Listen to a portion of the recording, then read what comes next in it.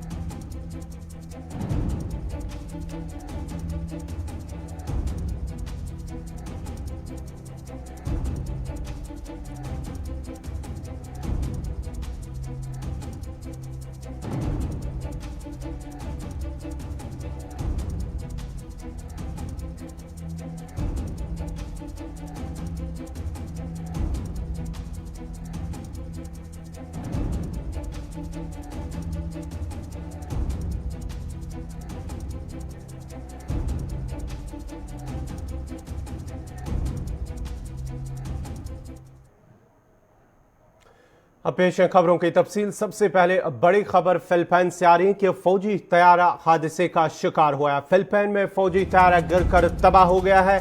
तैयारे में 85 अफराद सवार थे। एक रिपोर्ट के मुताबिक फौजी तैयारा फिलिपाइन के जनूबी सूबे सोलो में गिरा है। तैयारे में 85 अफराद सवार थे।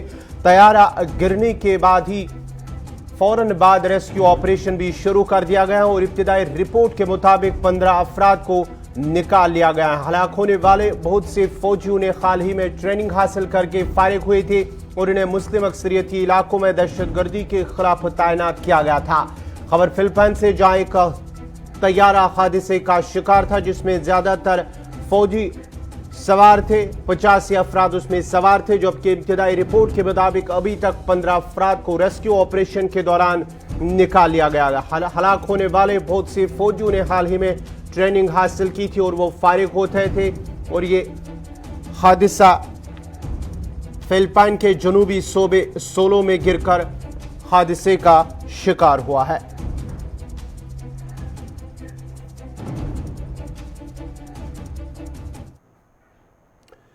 अफगानिस्तान में अमेरिकी फौजियों के इनखला के साथ ही तालिबान ने कई इलाकों पर कब्जा करने का दावा किया है। वहीं एक रिपोर्ट के मुताबिक तालिबान ने गुज़श्ता 24 घंटों के दौरान अफगानिस्तान के मजीद 13 अजला पर कब्जा कर लिया है। मीडिया रिपोर्ट्स के मुताबिक अब तक अफगान दारुल हुकूमत काबुल और 34 सूबाई दारुल हुकूमतों के अलावा कुल 372 अजला में से 110 पर तालिबान ने कब्जा कर लिया है, जबकि अफगान तालिबान ने अमरीकी फोर्सेस की 800 के करीब गाड़ियों और असला पर भी कब्जा कर लिया है। उधर अफगान वजारत दिफा ने दावा किया है कि 24 घंटे में सिक्योरिटी फोर्सेस से झड़पों के दौरान 224 तालिबान हलाक हो गए हैं। दूसरी जानिब अमरीकी फौज के इनखला के बाद अफगान शहरियों को मायूसी का सामना करना पड़ रहा है। अफगान फौज तालिबान की कार्रवाइयों का मुकाबला तो कर रही है, मगर काबुल में आम आदमी खौफ का शिकार हो रहे हैं। माहिरीन का कहना है कि तालिबान काबुल से कमोबेश 4 घंटे के फासले पर लगवान के इलाके में मौजूद है। दूसरी जानिब अमरीकी फौज का इनखला तकमील की आखिरी मराहिल में दाखिल हो चुका है और आलमी बरादरी की तरफ से तालिबान की अफगानिस्तान में कार्रवाइयों पर कोई मुअस्सर रद्दअमल भी सामने नहीं आया है। ख्याल रहे कि अफगानिस्तान के लोग अमन और खुशहाली के ख्वाहिशमंद हैं।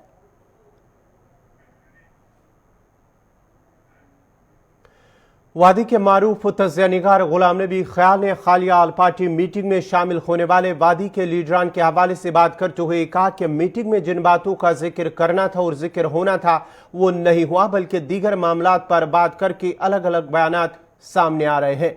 उन्होंने कहा कि इन सियासी लीडरान को कश्मीर के सियासी मुस्तकबिल के बारे में अपना मौक़िफ़ वाज़ेह करना है। देखिए, इस वक्त जो हालात है वो हिंदुस्तान की मरकज़ी हुकूमत के मुकम्मल कंट्रोल में है।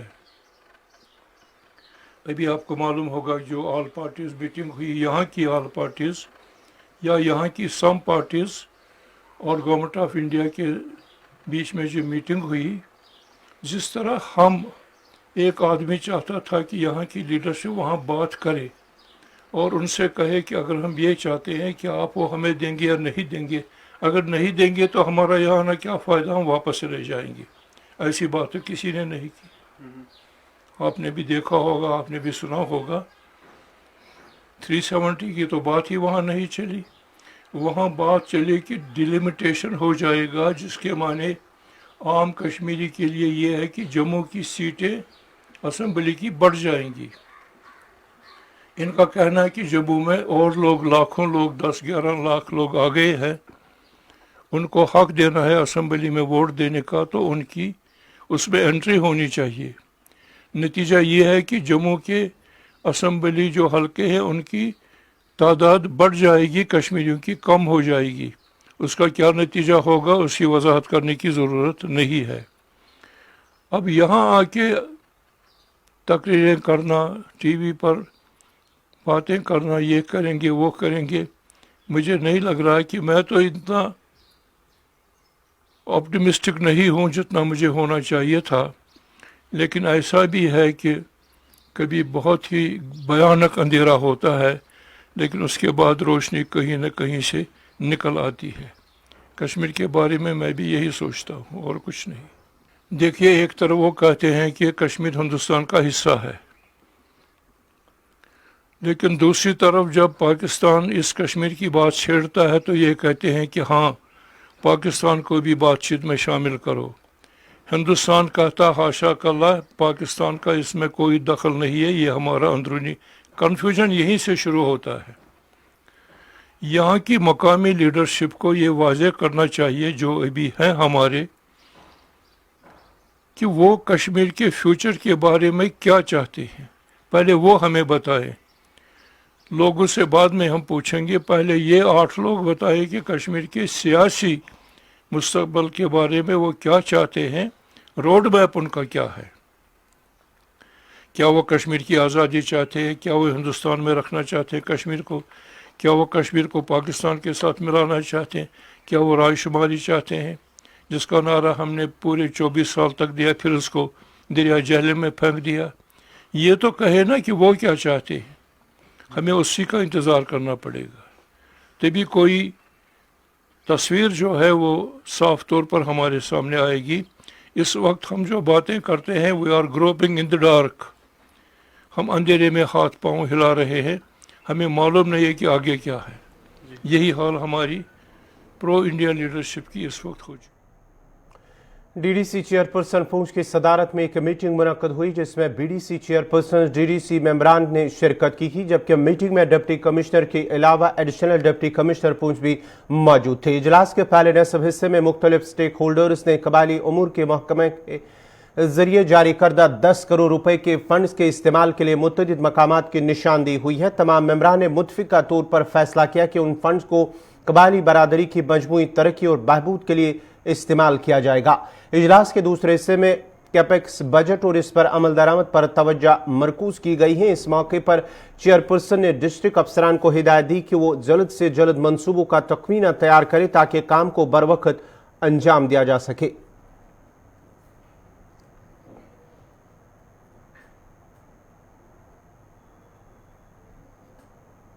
ये 2 बजट्स पे थी, एक टीएसपी के प्लान को लेके, पूरे डिस्ट्रिक्ट की प्लानिंग को लेके थी, और दूसरा हमारा कैपेक्स बजट पे थी। बहुत अच्छी मीटिंग रही, जिसमें कौंसल के पास जो पावर्स थी उनका इस्तेमाल करके अब हमें जो नई प्लानिंग्स हैं, नए कामों की, जो तरक्की के कामों की हैं, जहाँ पे टीएसपी का जो बजट आया है उसमें स्कूल्स हैं, प्ले फील्ड्स हैं, विलेजेस की इलेक्ट्रिफिकेशंस हैं, और बाकी जो ऑलरेडी हमने प्लान दिए थे उनका 50% अप्रूव हुआ है। और आज हमें एडमिनिस्ट्रेशन ने अप्रूव अश्योर किया है कि जल्द अज जल्द जितने भी ये तरक्याती काम हैं इन पे जल्द से जल्द काम। जी देखिए, वो प्लान हमने अभी डिस्कस किया है, हम विद इन डेज में वो प्लान बनाएंगे। जो टीएसपी का प्लान आया जिसमें 50% टीएसपी का और उसमें 50% अदर भी, हम मिलजुल कर उस प्लान को बनाएंगे, क्योंकि आबादी हमारे जो एसटी हैं, नॉन एसटी हैं, जितने भी, हम सबको साथ लेके चलेंगे और इंशाल्लाह बहुत अच्छा प्लान बनाएंगे। हम अपने यूथ के लिए भी, मैं वहाँ से टीएसपी से मैं अपने एडवाइज़र फारूक खान से रिक्वेस्ट करके वहाँ से मैं अपने यूथ के लिए पैसे लाऊंगी, जिसके लिए हमारी यूथ को जो इंफ्रास्ट्रक्चर है या उनके लिए वॉलीबॉल गेम जितने भी मतलब हैं वो हम सब यहाँ ग्राउंड लेवल पे लाएंगे और उनके लिए हम उधर शुमाली कश्मीर के बांडीपुरा से इस वक्त बड़ी खबर आ रही है कि डीडीसी मेंबर ने महकमे माल के अफसरान पर हमला किया है। खबर बांडीपुरा से, जहां पर एक डीडीसी मेंबर ने महकमे माल के एक अफसर पर हमला किया है।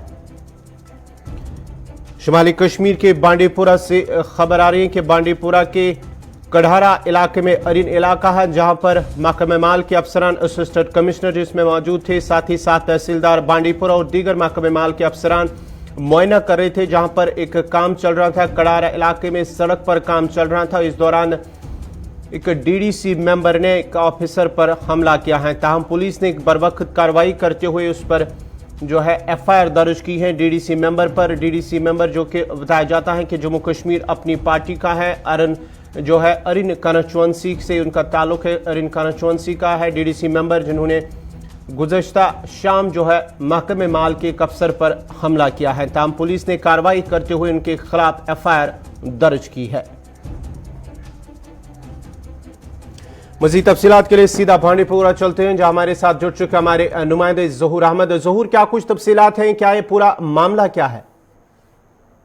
जी गौहर, बिल्कुल कल ये जो यहाँ पे एक रेवेन्यू टीम उसके साथ पीएमजीएसवाई टीम जो अरिन बांडीपुरा का एक विलेज है वहां पे जा रही थी कि वहां पे एक रोड नया ही बना हुआ है और जो पीएमजीएसवाई बना रहे हैं और उसमें जो है जो मिल्कियती लैंड है उसमें गई है और आप वहाँ एसेस लगाया जा रहा था कि किस घर का कितना लैंड जो इसमें हो गया है उनको कंपनसेट करना पड़ता है। तो उस सिलसिले में वहाँ पे जो एक टीम गई थी तो वहाँ उसके साथ तहसीलदार, असिस्टेंट कमिश्नर रेवेन्यू, उसके साथ साथ और भी जो दीगर अफसर या पीएमजीएसवाई के साथ वहाँ पे थे, उसके साथ साथ डीडीसी मेंबर जो अरिन ब्लॉक में थे वो भी इसके साथ थे। लेकिन उसने वहाँ पे जो कुछ तलक कलामी हुई थी तहसीलदार बांडीपुरा के साथ, उसके बाद जो वहाँ पे जो है हाथ पाई भी आ गए थे और वहाँ पे जो है माहौल खराब हुआ। उसके बाद वहाँ पे जो ये गुलाम मोहिउद्दीन जो अपनी पार्टी से बिलोंग करता, पहले जो इसने इलेक्शन लड़ा था ये इंडिपेंडेंट कैंडिडेट था और कुछ महीने पहले ही है इसे अपनी पार्टी का दामन थामा था और आज अपनी पार्टी से था और इसके साथ अलग कलामी। उसके बाद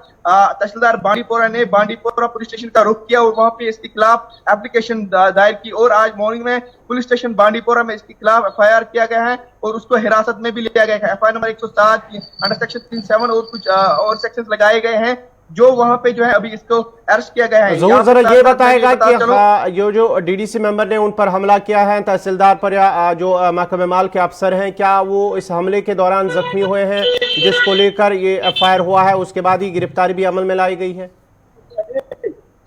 जी बिल्कुल, मैंने तहसीलदार बांडीपुरा से भी बात की फोन पे, तो अभी वो उसने मीडिया से बात करने से ऐतराज ही किया, लेकिन उसने ये भी बताया कि जो मसला है ये सब जुडिशियल से और मेरे साथ बड़े ऑफिसर्स थे, असिस्टेंट कमिश्नर रेवेन्यू मेरे साथ थे और भी बड़े मेरे ऑफिसर्स थे, वो खुद ही इसको संभालेंगे। लेकिन मैंने एप्लीकेशन दायर की है बांडीपुरा में, अब सब जुडिशियल मसला है, लेकिन ऐसी कोई अभी खबर या उसके नहीं बताया कि इंजर्ड हुआ है। लेकिन सोर्स के हवाले से खबर है कोई इंजरी अभी तक नहीं है, लेकिन हाथ पाई हो चुकी है और वहां पे जो बताया सोर्स के हवाले खबर की तलक कलामी भी हुई है कि जो रोड वहां पे बन रहा है। लेकिन साथ साथ में अभी हमने ये देखा था कि अब ट्विटर हैंडलर्स भी गर्म होने लगे, पॉलिटिकल सोशल एक्टिविस्ट्स भी इस पे गर्म होने।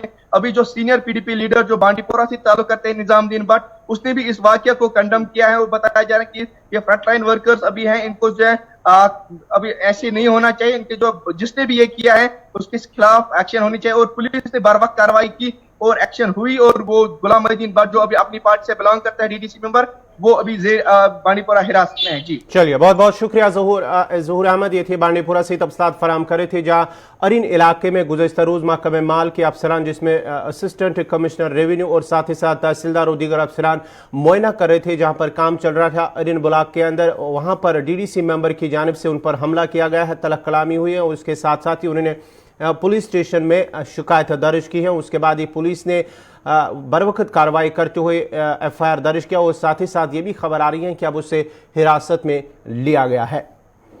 बढ़ते आगे बात करते हैं, मुल्क में आज एक बार फिर तेल की कीमतों में इजाफा कर दिया है, जिसके बाद ही पेट्रोल और डीजल की कीमतें मुल्क भर में नई रिकॉर्ड बुलंदियों पर पहुंच गई है।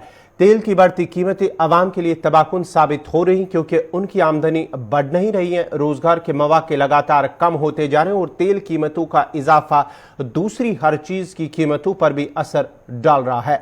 मुल्क के 4 बड़े शहरों में आज पेट्रोल में 41 पैसे और डीजल में 24 पैसे तक इजाफा किया गया है। इंडियन ऑयल कॉरपोरेशन के मुताबिक दिल्ली में पेट्रोल की कीमत 35 पैसे के इजाफे के बाद ही फी लीटर 99.51 रुपए की बुलंद तरीन सतह पर पहुंच गई। वहीं डीजल भी 18 पैसे के इजाफे के बाद ही 90 रुपए के करीब लीटर बुलंद तरीन सतह पर पहुंच गया है। पेट्रोल और डीजल की कीमतों में इजाफे का मौजूदा सिलसिला बंगाल असेंबली इंतखाबात के बाद 4 मई से शुरू हुआ था। इसके बाद ही मई और जून में दिल्ली में पेट्रोल 8.41 रुपए और डीजल 8.45 रुपए महंगा हो चुका है। कीमतों में इजाफे का यह सिलसिला अब जुलाई में भी बरकरार है और जुलाई में पेट्रोल की कीमत में 70 पैसे और डीजल की कीमत में 18 पैसे फी लीटर का इजाफा किया जा चुका है।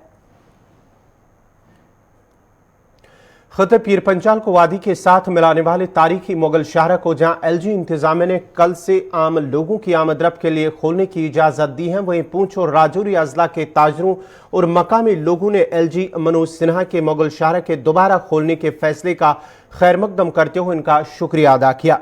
ताजरों का कहना है कि मुगल रोड को आम लोगों की आमदरफ्त के लिए खोलने से न सिर्फ राजौरी पूंछ के लोगों को सफर के दौरान राहत मिलेगी बल्कि हजारों बेरोजगार नौजवानों को रोजगार के मौके फराम होंगे। याद रहे कि एलजी ने अवाम के मफादात को मद्देनजर रखते हुए ऐलान किया कि मुगल रोड और सिंथन रोड 5 जुलाई से आम अवाम के लिए खोल दिया जाएगा।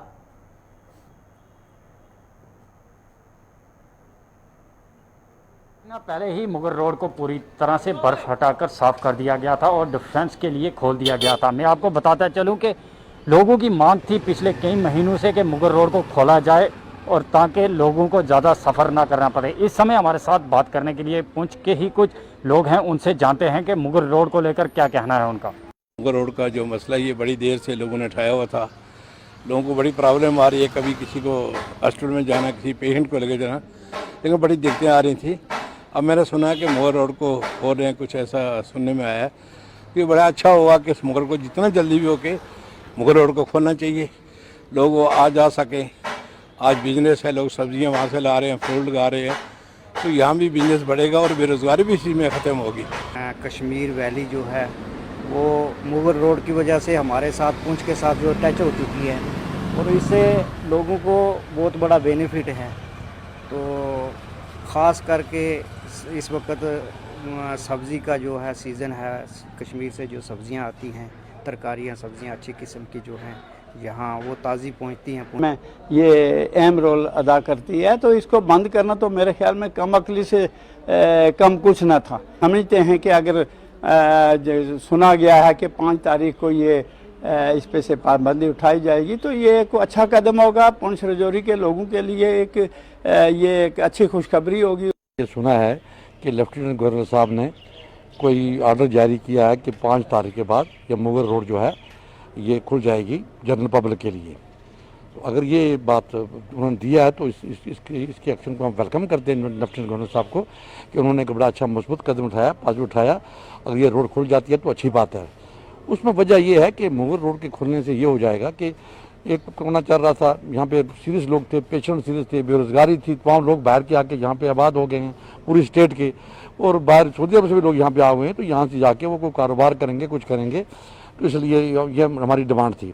डिफेंस पॉइंट ऑफ व्यू से भी ये सड़क जो है ये बहुत मुफीद है हिंदुस्तान के लिए और पुंछ और राजौरी की आवाम के लिए। बाकी उसमें यह है कि कश्मीर से यहाँ जो सेब आता है, कश्मीर से जो यहाँ सब्ज़ी आती है, उसमें हमें यहाँ देखने में मिला है कि यहाँ 10 रुपये किलो कश्मीर का सेब बिका है और 5 रुपये किलो यहाँ कड़म जो है कश्मीर का और हाक साग जो है वो किलो में बिका है। जबकि जम्मू की सब्ज़ी जो आज जो है वो 40 रुपये किलो कड़म बिकता है और 100 रुपये किलो कम से कम जो रद्दी सेब है वो मिलता है। तो मैं डीसी साहब से भी गुजारिश करूंगा और गवर्नर साहब से भी हमारी ये रिक्वेस्ट है कि इस सड़क को खोला जाए और इसके बड़े फ़वाइद हैं। यहाँ लोग इन लोगों की बहुत डोकें हैं कश्मीर में। ये बकरवाल जितने भी हैं यहाँ पुंछ और राजौरी के, इनके सारी डोकें जो है कश्मीर में हैं और गुलमर्ग में, रानेरा में, शुपैया में, इन डोकों में ये लोग जाते हैं, अपना माल मवेशी चराते हैं। किशलू तकेबल कुलगाम के लोगों ने एहतजाज करते हुए शिकायत की है कि इलाके में बुनियादी सहूलियात के फुकदान की वजह से लोगों को मुश्किलात का सामना करना पड़ता है। मकामी लोगों का कहना है कि इलाके में राबता सड़कों की खस्ता हालत, राबता पुल न होना, तिबी सहूलियात की अदम दस्तियाबी की वजह से आवाम मुश्किलात के शिकार हैं और अगरचे बार बार इंतजामिया की नोटिस में बुलाया गया तब इलाके में लोगों के मुश्किलात को दूर नहीं किया गया। उन्होंने अब जिला तरक्याती कमिश्नर कुलगाम से मुदाखलत की अपील की है।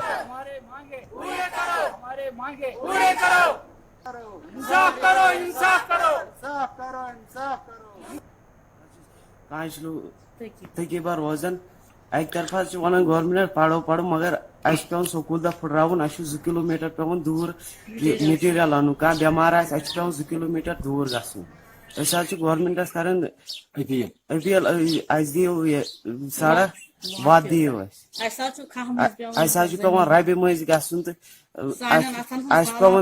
स्कूल फुटरावन तो मटीरियल सार अक तरफ वन गवर्नमेंट पढ़ो सड़क लिहाजा कर यह मतलब योत कांग वात योर गए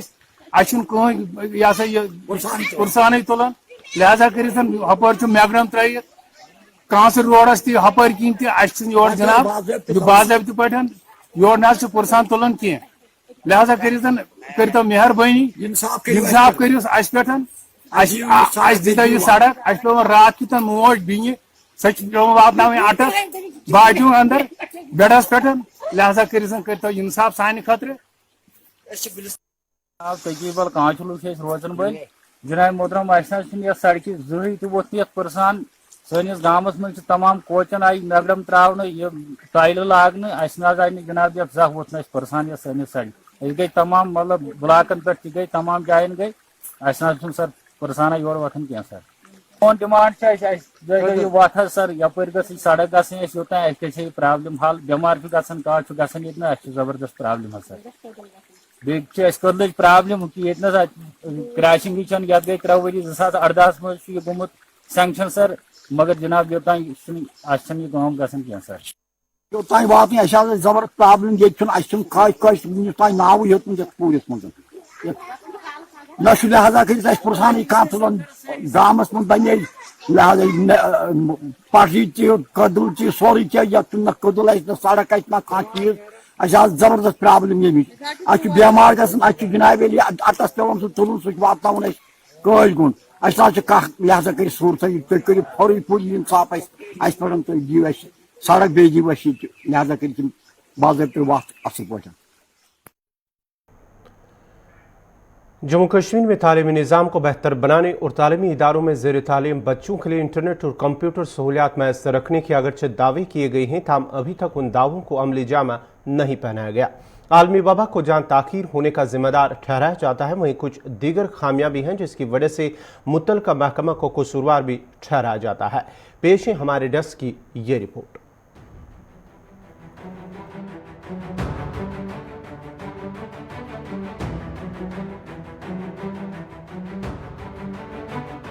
आलमी वबा कोविड-19 यानी कोरोना वायरस की वजह से दुनिया भर में तालीमी निजाम बुरी तरह मुतासिर हुआ, वहीं हिंदुस्तान भी इन हालात में अछूता नहीं रहा।